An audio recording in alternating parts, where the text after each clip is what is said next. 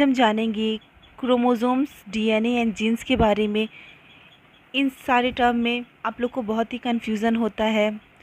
Genetics का chapter हम पढ़ लेते हैं, पर ये टर्म्स जो है हमेशा कन्फ्यूजिंग ही रह जाता है। इसीलिए आज इस टर्म्स को हम कन्फ्यूज़न को क्लियर करेंगे। Chromosomes, DNA, genes. Moving to the next slide, हम देखेंगे लर्निंग पॉइंट्स क्या हैं आज के। न्यूक्लियस क्या है, क्रोमोसोम्स क्या है, डीएनए कहाँ है और जीन्स लोकेटेड कहाँ होते हैं। The level of organization from the nucleus to a gene, इनका ऑर्गेनाइजेशन कैसे होता है, जीन्स किधर है, कितना छोटा होता है, क्यों हमें दिखता नहीं है, ये सब जानेंगे। Difference between two sex chromosomes pair के बारे में जानेंगे। सेल है, यहाँ पे आप देख रहे हैं ये सेल है। सेल के अंदर न्यूक्लियस है और ये न्यूक्लियस के बाहर क्या है, न्यूक्लियर मेम्ब्रेन है। Cell is the smallest unit of living organism. It is the building block, fundamental unit of life. ये हर एक न्यूक्लियस में प्रेजेंट होता है। न्यूक्लियस क्या है, ब्रेन है सेल का, ब्रेन ऑफ सेल। सारे कमांड एंड कंट्रोल यहीं से होते हैं। अब हम देखेंगे न्यूक्लियस होता क्या है। न्यूक्लियस कंट्रोल करता है जितने भी इंफॉर्मेशन होते हैं, जेनेटिक इंफॉर्मेशन जितने भी होते हैं, कितना कॉपी बनना है डीएनए का, कितना कॉपी नहीं बनना है, कौन सी कोडिंग होनी है। जैसे कि न्यू दिल्ली है, न्यू दिल्ली में वो पूरे इंडिया में क्या करता है, कमांड और कंट्रोल रखता है। वैसे ही हमारा न्यूक्लियस भी है, ये ब्रेन है हमारे सेल का, और इससे हम जान पाते हैं कि कौन सा जेनेटिक इन्फॉर्मेशन किस में गया है, कौन सा क्रोमोसोमल डिजीज़ होना है, कैसे अरेंजमेंट करना है। Means it is the main centre of our cell. Which is the main centre of our cell? Nucleus is the main centre. हम देखेंगे ये न्यूक्लियस है, न्यूक्लियस के बाहर न्यूक्लियर मेम्ब्रेन है और यहाँ पे क्या है, ये क्रोमोसोम्स प्रेजेंट है। जो न्यूक्लियस होता है वो क्या करता है, जेनेटिक इन्फॉर्मेशन को स्टोर करके रखता है। Nucleus contain structure called chromosomes, और न्यूक्लियस के अंदर एक स्ट्रक्चर होता है जिसे हम क्रोमोसोम्स बोलते हैं। क्रोमोसोम्स डीएनए का बना होता है।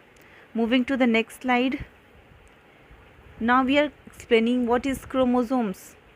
Chromosomes is made up of single molecule of DNA.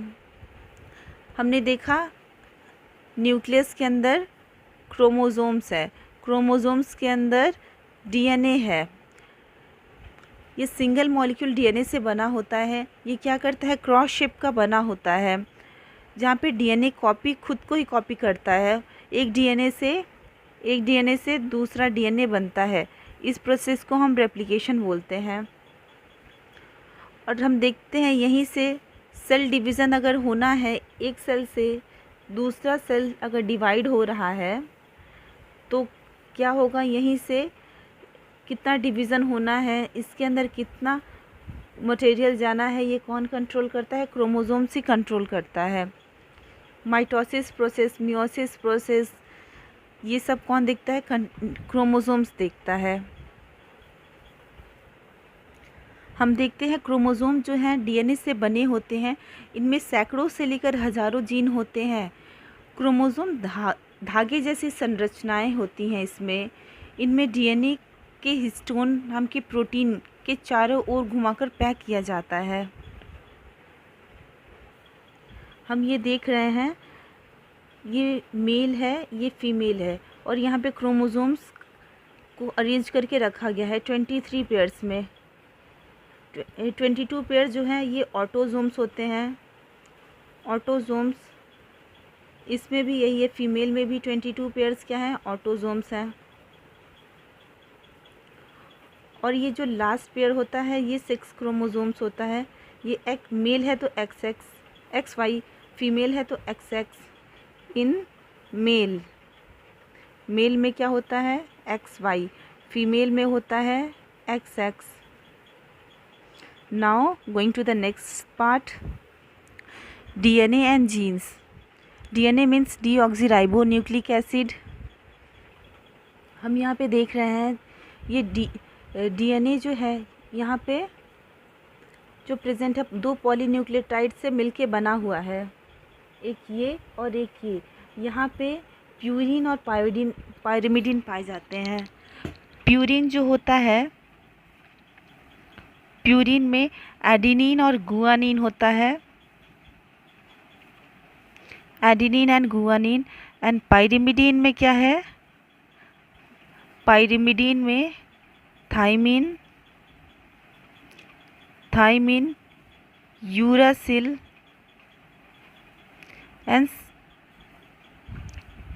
Cytokinin. ये क्या करते हैं, पेयरिंग करते हैं।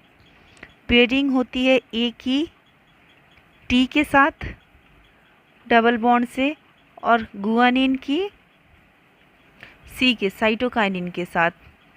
जो प्यूरिन है वो पायरिमिडिन के साथ पेयरिंग करता है, और पायरिमिडिन जो है प्यूरिन के साथ पेयरिंग करता है। एक और टर्म आता है आरएनए,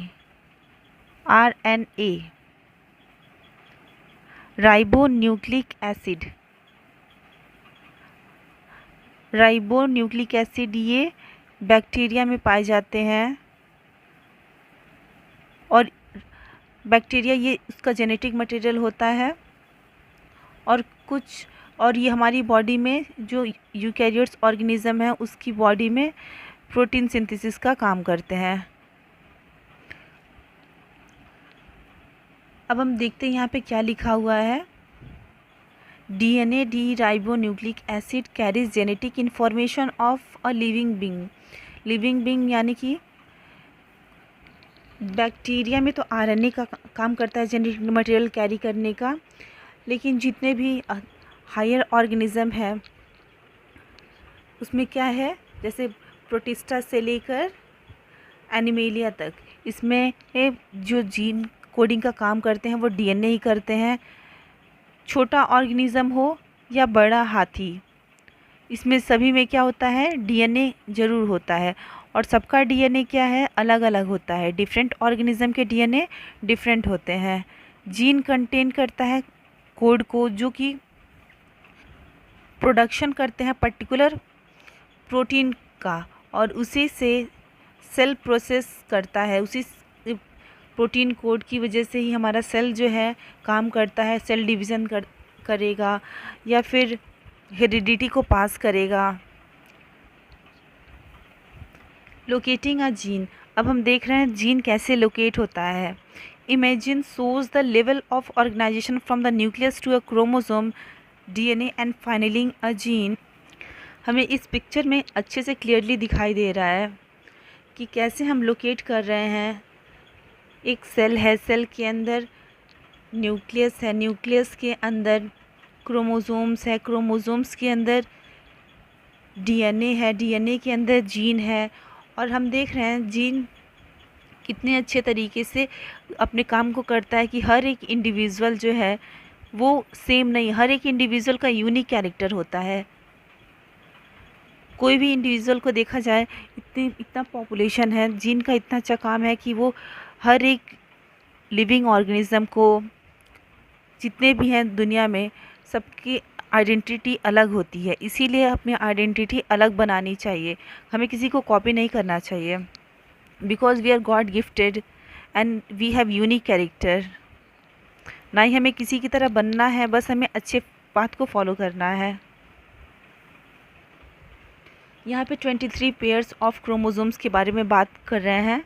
जो 23 पेयर्स हैं क्रोमोसोम्स के, वो क्या है, इसी से हमारी हेरिडिटी में कोडिंग पास होती है, तो न्यू ऑर्गेनिज्म का फॉर्मेशन होता है। इसमें जो 22 पेयर्स हैं, 22 पेयर्स जो हैं वो हैं autosomes, body cells autosomes, and 1 pair is sex chromosomes. Sex chromosomes हम देखते हैं कि हर एक ह्यूमन बीइंग में 46 पेयर ऑफ क्रोमोसोम्स है, 23 पेयर्स करके 46 क्रोमोसोम है, जो कि 23 पेयर्स करके, चाहे मेल हो या फीमेल हो, हर एक ह्यूमन बॉडी के अंदर ऐसा है। और ये क्या करते हैं, क्रोमोसोम जीन को कैरी करते हैं। जीन में क्या होता है, डीएनए होता है जो कि हेरिडिटी को पास कराता है। पीपल मतलब इसमें बताया गया है कि जितने भी पीपल हैं, जितने भी पर्सन हैं, उनको अगर सिंड्रोम कोई होता है, कोई भी बीमारी होती है, तो क्या है, वो एक्स्ट्रा क्रोमोसोम्स चला जाता है, जैसे कि डाउन सिंड्रोम, कट क्लाइनफिल्टर सिंड्रोम, टर्नर सिंड्रोम। इसमें क्या है, जो डिजीज़ होगी, जो कोई भी पर्सन है उसमें अगर डिजीज़ हो रही है तो उसमें डबल एक्स वाई हो जा रहा है, या फिर एक क्रोमोसोम से गायब रह रहा है, एक्स एक्स ओ है और इसमें वाई क्रोमोसोम्स गायब है। कभी कभी हम देखते हैं कि फीमेल जो है सुपर फीमेल बन गई है। ऐसा नहीं है कि उसके पास एक एक्स ज़्यादा है तो वो बहुत ही ज़्यादा मीन्स फेमिनिज़म शो नहीं करेगी, बस उसके अंदर कुछ और एक्स्ट्रा कैरेक्टरिस्टिक्स आ जाते हैं। अगर फीमेल के अंदर एक एक्स क्रोमोसोम ज़्यादा आ जा रहा है तो वो सुपर फीमेल बन जा रही है। इससे उन्हें बहुत ही सुपर फीमेल को बहुत ब्लैक लैशेस भी फॉलो करने पड़ते हैं, फेस करने पड़ते हैं। जैसे कि जैसे कोई एथलीट हो गया, एथलीट वो खेलने जा रहा है तो फिर उसके क्रोमोसोम्स का चेक किया जाता है कि वो सुपर फीमेल तो नहीं है। अगर सुपर फीमेल रहती है तो उसे खेल से बाहर कर दिया जाता है। जैसे कि हमने अभी केस में देखा, थोड़ा सा भी अगर वज़न ज़्यादा रहे तो उस एथलीट को खेल से बाहर निकल लिया जाता है। इसीलिए 23 क्रोमोसोम्स पेयरिंग है, अगर उसमें एक एक्स्ट्रा भी एक्स आ जा रहा है तो उस फीमेल को उस गेम से आउट कर दिया जाता है। क्योंकि फीमेल और फीमेल के बीच में हो रहा है कोई रेस, तो एक्स्ट्रा होने पे उसको ज़्यादा बेनिफिट मिल जाएगा। इसी वजह से राइट टू इक्वालिटी को फॉलो किया जाता है हर एक जगह पे। हम देखते हैं कि थ्री पेयर ऑफ क्रोमोसोम्स होते हैं, 46 क्रोमोसोम्स हैं, 46 क्रोमोसोम्स होते हैं मेल और फीमेल में,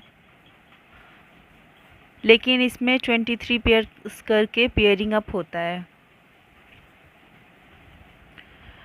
और इसमें से भी जो 22 होते हैं ऑटोसोम्स हैं, पहले भी हम देख चुके हैं।